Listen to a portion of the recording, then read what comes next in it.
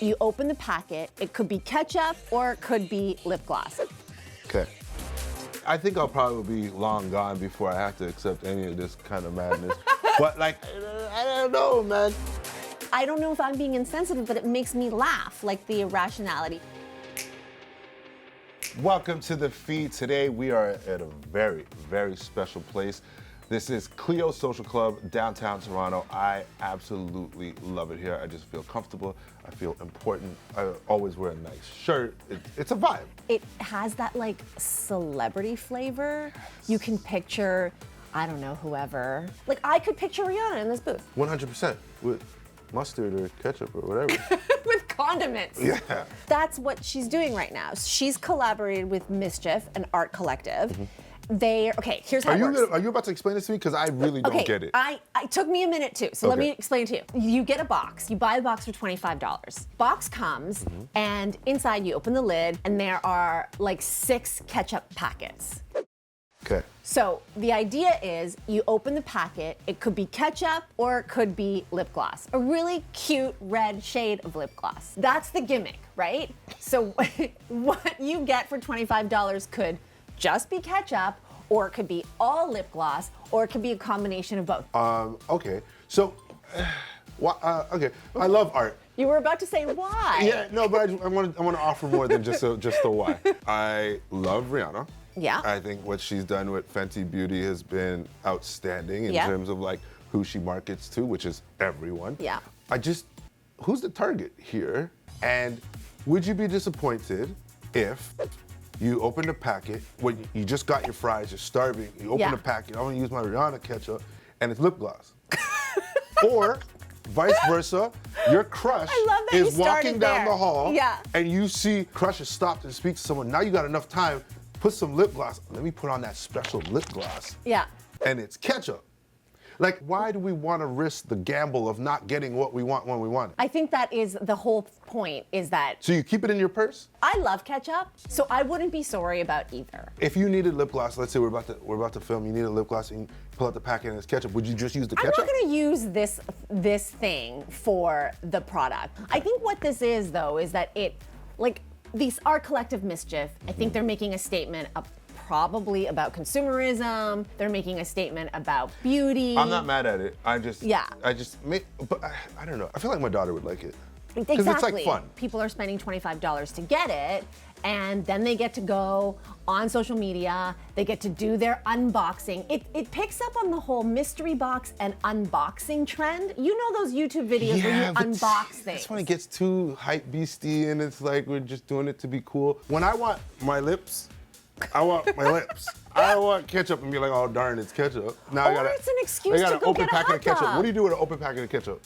Unless you have French fries. You go get a hot dog or some fries. It's an excuse to go get a hot dog and fries. Blizzy, Tyrone is not feeling it. MSCHF and Rihanna. Tyrone. No. I'm not saying I'm not feeling it. It's not for me. I'm not buying it. Let's move on to Harry Styles, covers Rolling Stone. And what's interesting is, he's dating Olivia Wilde. Who is fantastic, by the way. Like, we love her, but not everyone does. There's a faction of the Harry Styles fan base that hates Olivia Wilde so much that their toxicity, it is bananas. Online, they're saying she doesn't deserve him. I hope they break up. And he addresses it in this article, in this interview. He talks about how it doesn't make him happy. He talks about how difficult it makes things when he's dating someone. And then she talks about it too. So why do people do this? What is this about? You know what? We're seeing an age-old problem in its newest form, in its modern form. Outside voices and outside opinions and outside expectations. That has always been a problem when it comes to relationships. One of the things that comes to mind right away is like when people get married, it's like, oh, you can't do that anymore, you're married now. Or like, you should be doing this, or you should, and like these pressures that are put onto you from other people. Anyway, specifically to what we're talking about, I think it's great that Harry's speaking up about it, because if these people are really, truly fans of his, they'll understand that Olivia is making him happy, and until further notice, you should be loving her too if you're a fan of his. I really don't like it, the Hailey Bieber stuff and the Selena fans. And I'm not for it. I think if you were truly a fan of an artist, you should be supporting their love interest as well. I mean, that And is buying their all ketchup. true. That is all true, and it totally makes sense. But I think this is the point: is that there's so much irrationality here. Yeah. And I don't know if I'm being insensitive, but it makes me laugh, like the irrationality, because a lot of these people who happen to be in this specific segment of fans of Harry Styles who don't want to believe and support him and Olivia believe that the relationship is fake because Harry is actually in a legit relationship with Louis Tomlinson from the One It's Direction fantastical. days. I was just about to ask you, where does this stem from? And it stems from this imagination of who people want you to be with. I think that the same thing happened with Robert Pattinson and Kristen Stewart. Like, Yeah. do you know that Kristen Stewart and Robert Pattinson are secretly married and have 2 secret babies? It's not a secret, we all know. I seen the kid, little Hunter. So Capitol Records has dropped robot rapper FnMecca. I think I'll probably be long gone before I have to accept any of this kind of madness. But like, look, at the end of the day, we're already, like, who's it, Michaela? Yeah. Who's a robot? Not a robot. Like a robot is actually, you can touch a robot. No, but she said, in Like her thing, she Wall-E said is she's a robot. Isn't Wall-E a robot? Pretty sure in her bio, did it say she's a robot? Yeah, but a robot can show up somewhere. This is not a robot. It exists only on social media. I don't know, man. Okay, FnMecca is an AI. Listen, there's only one AI rapper. Allen Iverson. Not a game, not a game, not a game. We talking about practice. All right, I don't know why. I don't know why I never thought about this until now. All right, but FnMecca, you take your ass back to the drawing board or the whatever board. What do you call it, board? Motherboard? Motherboard. Yeah. Yeah. Honestly, look, this stuff is happening. I brought up Michaela for a reason. Like, we have influencers, we have these AI, robotic people. That's great. I mean, it's happening. It's not for me. I'm really finding myself to be old in this moment where I'm not even interested. The problem I have with this FnMecca stuff is if you're gonna create, why don't we create like positive examples? Rappers or influencers that aren't portraying any type of negativity or negative, you know. Well, they can't control that. Who 'Cause can't? Here's how it It's works. created. Yeah, it's created, but okay. It's imagination. So we just make the It's most not wonderful imagination. person. This is how, an example of how it works. Okay. So you have a computer program. Yeah. And it's programmed by actual people like us. Yeah. So we enter in our Yeah, preferences, that's what I it mean. goes into the program, and then the AI runs a formula, and it ends up spitting out like an amalgamation of who we are, who its creators are. So what happens is, if there is some bias embedded within our thoughts, it comes out digitally through X's and O's in the algorithm. Got it. I follow you. Yeah. But what I'm saying is, if we're gonna create something, let's not leave it to chance. We've all seen the movie. We've been watching these movies since the '80s. The robot. The robots are good. If we don't get a handle on this thing, they're gonna come and eat us and do all kinds of crazy stuff. Just create good robots. No more FnMecca. There's only one AI. What camera do I need to look Allen at? To be clear? Iverson. Allen Iverson. Practice for what? We're talking about a real rapper now. Kendrick Lamar is real. Yes. But he does not want to be the GOAT anymore. He does not want to be referred to as the greatest of all time. I never called him that though.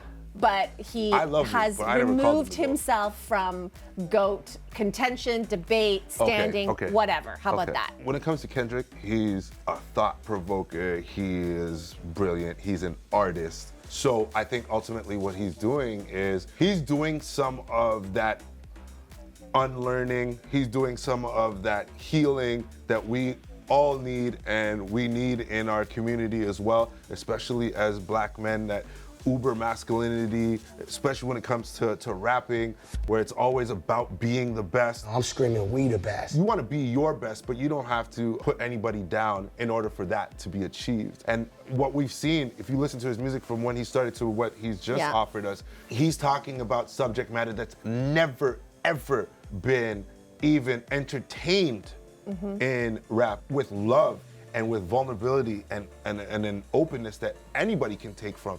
I think this is just another step in that direction, because he is a GOAT. At the end of the day, whether he wants to be called it, calls himself it or not, he's still going to go down as one of the best rappers of all time. He's leading by example. And so I appreciate it. Now I'm thinking about it, I'm like, What a goat move. I ain't no goat. Psych. That's all he said. So for music to movies, we just got a trailer for Tyler Perry's A Jazz Man's Blues. That was our first kiss. Ain't nothing felt that good in all my life. Are you going to be seeing this movie? I'm gonna see it the first second I'm allowed to. I watched the trailer and I was just like, I am so ready for this story. It's a black man falls in love with this white woman, or they fall in love with each other. But this is at a time, Yeah. you know, in the deep, deep South. We're talking about a black man. At that time, his family's probably to help. Yeah. I just feel like I can't wait to see where Tyler Perry goes with it. But also, is it okay to say that I just also need it to be a really swoony movie? We can run away. We'll be all right. It needs to sweep me away. Because I love a romantic movie. I love The Notebook. Wasn't over.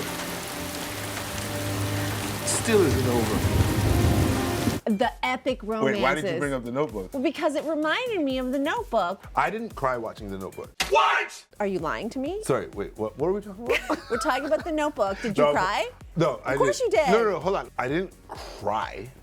There was a tear. You were overcome by the love. I felt the movie. I love love. I need to be swept away. I also need to cry, but I also need to feel turned on. So Tyler Some way, Perry somehow, she gonna better get it there. deliver. The movie is called Jazz Man's Blues. That's it for us. Check out the trailer though, but not before you drop us a comment on either the movie trailer or Rihanna's Ketchup versus Makeup or virtual rappers, if you're into them or not. And while you're here, check out Lainey's new interview with the cast of Honk for Jesus, Save Your Soul. Don't forget to hit that subscribe button. Next Friday, we will refresh the feed. We'll see you then.